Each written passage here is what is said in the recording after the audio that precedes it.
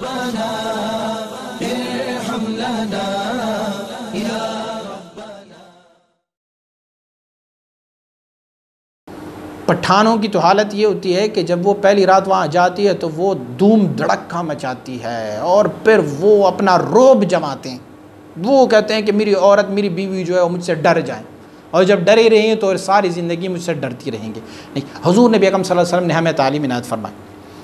فرماتے ہیں جب کوئی بندہ نکاح کر لے تو جو ان کی لیلۃ الزفاف ہوتی ہے، یعنی سہاگ رات ہوتی ہے، تو الدخول علی المرأة ان يدخل الزوج علیہا مستبشرا متہللا لاجل ایناسها۔ اور مرد جب بیوی کی طرف جائے نا تو مستبشرن، ان کا چہرہ کھلا ہونا چاہیے، متہللاً، بہت ہی خوشحالی میں اور نرم لہجے میں وہاں جائیں، کیونکہ یہ بیوی ان کے ساتھ مانوس ہو جائے کہ بندہ تو بڑا اچھا، متہلل، بڑا روشن چہرے والا، بڑا خوبصورت، بڑا وہ پیار کرنے والا ہے۔ کیوں؟ اس وقت جو ہے وہ خاتون ڈری ہوئی ہوتی ہے، جو بیوی ہوتی ہے وہ ڈری ہوتی ہے، پتہ نہیں میاں کیسے ہوگا کیسے نہیں ہوگا۔ یہ تو آج کل کے زمانے کے ساتھ میچ ہی نہیں کر رہا ہے، کیونکہ آج کل کے زمانے میں ہم جو ہوتے ہیں وہ تو پہلے سے سیٹنگ ہوتی ہے، اور پہلے سے ہی ہم ان کو، وہ ہمارے اخلاق کو جانتی ہے، ہم ان کے اخلاق کو جانتے ہیں۔ لیکن ایسے عورتوں سے تو شریعت مطہرہ نے اجازت بھی نہیں دی نا شادی کی۔ میں پہلے اس حدیث شریف کو بیان کر چکا ہوں۔ تو پھر کیا ہوگا جب میاں وہاں جائیں؟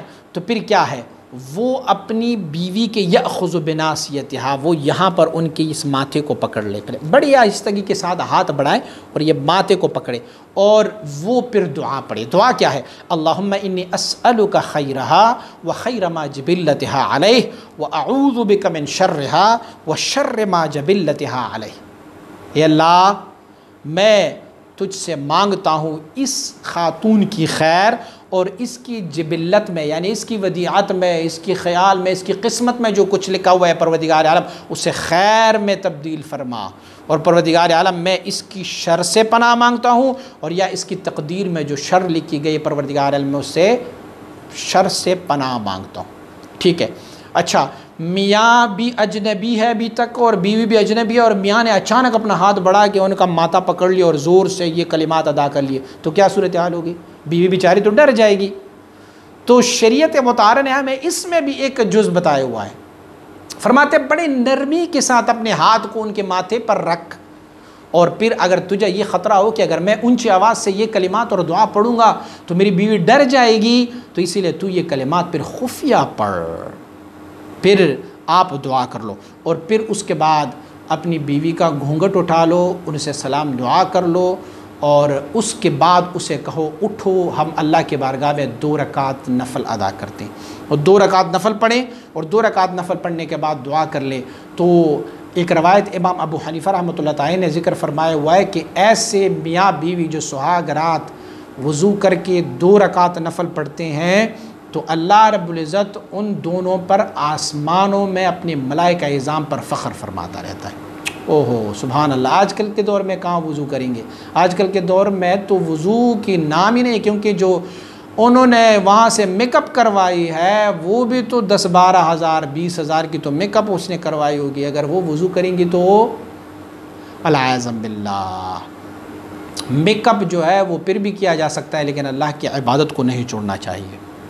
اچھا، جب وہ ہم بستری کرنے کے لیے آ جائیں تو پھر ہم بستری کے لیے ان کے اپنی شرعی حدود ہے، پوری کے پورے کپڑے نہ اتاریں، اگر اتارتے ہیں تو اپنے اوپر کوئی چادر وغیرہ ڈال لے، اور زیادہ روشنی نہ کریں، اور پھر وہ حضور نبی اکرم صلی اللہ علیہ وسلم مبارک کی اس قول مبارک کے مطابق کہ لو ان احدکم اذا اتی اہلہ، ایک بندہ اگر اپنی بیوی کے پاس ہم بستری کرنے کے لیے آتا ہے تو پھر کیا کہے؟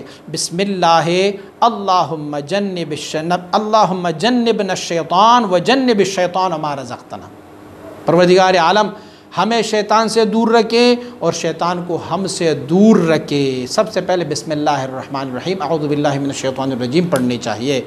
فَإِنَّهُ أَن يَقْتِرَ بَيْنَهُمَا وَلَدٌ لَمْ يَضُرُّهُ الشَّيْطَانُ أَبَدًا، کیونکہ اگر جو سہاگ رات یہ دعا پڑھتی ہے हुज़ूर नबी अकरम सल्लल्लाहु अलैहि वसल्लम ने फरमाया हुआ है कि उनकी औलाद अगर होती है तो शैतान उसे ज़रर और नुकसान नहीं पहुंचा सकता।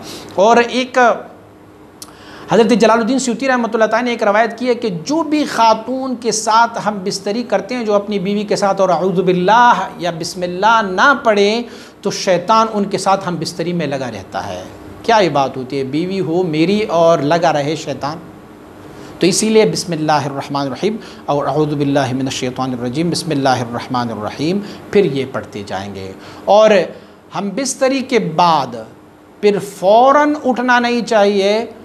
बीवी को ये कहे कि आप दाएं करवट लेट जाओ, उसके बाद फिर अगर कुछ लम्हात के बाद उठते हैं तो सबसे बेहतर तरीक़ा यह है कि फ़ौरन ही गुस्ल कर लें।